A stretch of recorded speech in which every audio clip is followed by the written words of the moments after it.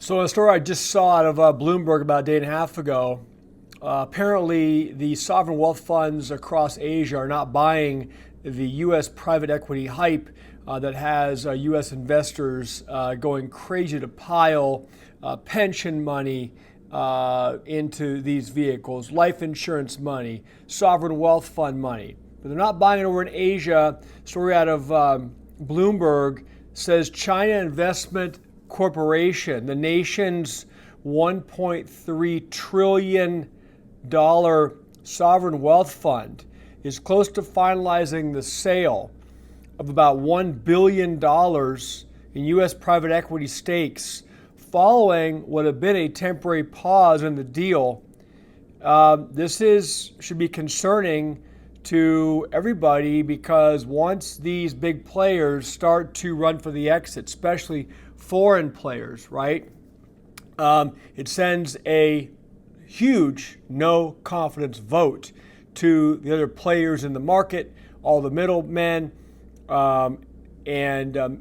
middle position companies that we've been discussing for weeks on the show. So it says Paris-based RD and SAS is among the final bidders for the portfolio, people said, requesting not to be named because the information is private. The fund stakes being sold include those managed by Carlyle Group, right? A big one.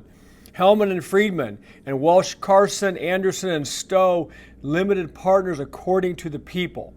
So before I continue the stories, I always humbly ask, if you're not subscribed to the channel, please hit the subscribe button so we can keep growing the community. I do appreciate all of you being here and watching the shows.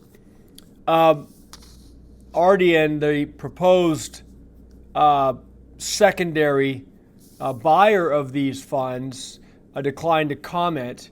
Beijing-based CIC and the other firms also did not reply to requests seeking comment, right? No surprise again there. So it says the Chinese fund is reducing exposure to U.S. private markets, joining some other global investors like Harvard University in diversifying. That's always the secret word, right? It means dumping away from illiquid dollar assets. Asset managers, including in Asia, are also tapping the secondary market to offload fund stakes in a bid to clean up or rebalance their portfolios. You always hear that. Diversify, clean up, rebalance, okay? It just means that they are getting rid of it, all right? And there's good reason for that. If you've been watching the last few weeks of shows, we've been covering this. Let me explain to you, this is not redemption, guys. We covered redemptions on the Blue Isle situation a couple weeks ago on a show. This is not the investors in the fund asking or requesting redemptions, nor is it these funds coming to maturity and paying off. It is early bailout. So the Chinese Investment Corporation, CIC, is bailing on $1 billion of U.S. private equity. So they didn't wait for the fund lifetime returns.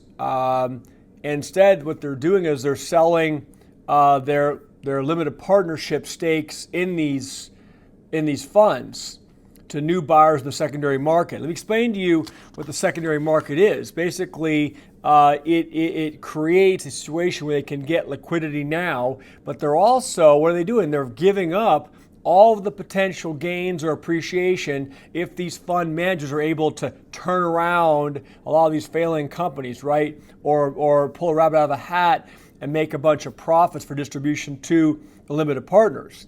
But what do? The secondary buyers, okay, often request discounts to NAV or net asset value because they're providing liquidity now. And what happens is the investors, in this case, Chinese Investment Corporation, they're forced to take haircut. Okay, they have to take a reduction in their returns against what the net asset value of the fund is. Because the secondaries are saying, well, if we're going to step in and take a minority position in the fund, we want some kind of compensation for that risk. Okay, so I don't want to say it is a distressed sale, but it certainly is a more of a, let's say, accelerated sale, not waiting for maturity, which means they are bailing. So they're using secondary market to do this, which I think should be an early warning sign of what is to come, as I've been sharing with you on the program for a couple of weeks. Earlier in the year, listen to this. They had earlier been planning this, but they canceled it. Now it's back on the table. No surprise, because they're probably watching the same stuff that we're all watching unfold here in the United States with these funds blowing up, the underlying assets and collateral being deemed worthless, bankruptcies, on the rise, and the turnarounds of pallet companies, toilet companies simply don't happen. So it says earlier in the year, they sought to offload $1 billion in fund positions with firms including Carlyle KKR and Company and TPG, but later told the would-be buyers, the secondaries, that it was no longer selling their stakes, limited partnership stakes. The process resumed later, the people said. And again, you guys can comment, why do you think that the Chinese Investment Corporation has restarted talks to dump $100 billion $1 billion of these private credit assets? That's a question. I think we all know the answer. Look what's happening.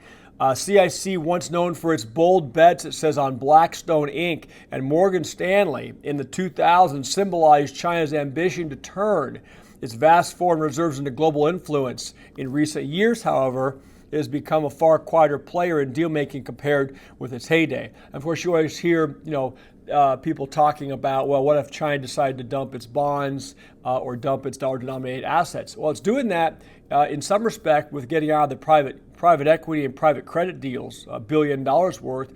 We also know that they've been buying a lot less U.S. bonds as of late.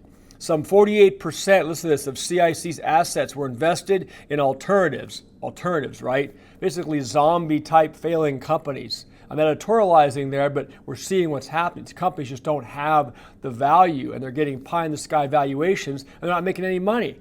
Yet they're being able to leverage and borrow hundreds of millions of dollars from retirees' pension funds, from life insurance companies, sovereign wealth funds, etc. Almost 64% of its global investment portfolio was managed by external parties at the end of 2023, according to its latest financial report. So here's some other ones they're also dumping across Asia, and I hadn't heard about this, but it's important this gets brought into the conversation. CIC, right, Chinese Investment Corporation, joins other global asset allocators offloading private equity assets this year as they seek to generate liquidity. Singapore Sovereign Fund says GICPTE, I think it is, was seeking to sell $1 billion in private equity fund stakes in Blackstone, Apollo Global Management, and TDR Capital. This people said in October. The Hong Kong Jockey Club sold $1 billion worth of assets from its fund portfolio at a discount to Dawson Partners, marking one of the biggest disposals by an asset allocator in Asia. People familiar with that said that same month. Now, I don't know if that was assets and private credit deals over in Asia or in the U.S. This one is U.S. And it's Asian sovereign wealth funds that are bailing on this stuff at discounts, taking haircuts. With some so that's, let's see, $1 billion from CIC, gonna be closing soon. $1 billion from the Singapore Sovereign Fund, and $1 billion from the Hong Kong Jockey Club. So that's $3 billion, and nothing's even really blown up yet, right? But they see the handwriting on the wall. They're getting out. So, with some $192 billion in assets under management, Ardian, and they're saying Ardian's the potential buyer of this CIC limited partnership interests of $1 billion. They're saying they have $192 billion in assets under management, one of the most active secondary buyers in the market. It says they raised a record $30 billion in secondary fund earlier this year, outpacing the $19 billion gathered for the previous one. The manager opened a Hong Kong office in October. So that's a secondary buyer. They also have investors that have pushed, well, they said $30 billion into just their fund this year. So again, those are more private wealth individuals, private wealth funds, sovereign wealth that are pushing into the secondary buyers, saying, yeah, you go buy up these assets for, whatever it is, 80 cents on the dollar, 70 cents on the dollar, 60 cents on the dollar, whatever the discount to NAV is on the secondary market, and then we'll pray, right? We'll cross our fingers and pray that the fund managers can turn these failing companies around and generate a profit, right? So they're stepping in, they're forcing the initial investors, right, the Chinese sovereign wealth funds, to take a reduction or a haircut, and they're hoping to get that back on the delta when the fund is able to turn around these failing assets. Just wait when more news keeps coming out that that is not a reality, not happening, okay? And all these bag holders are stuck.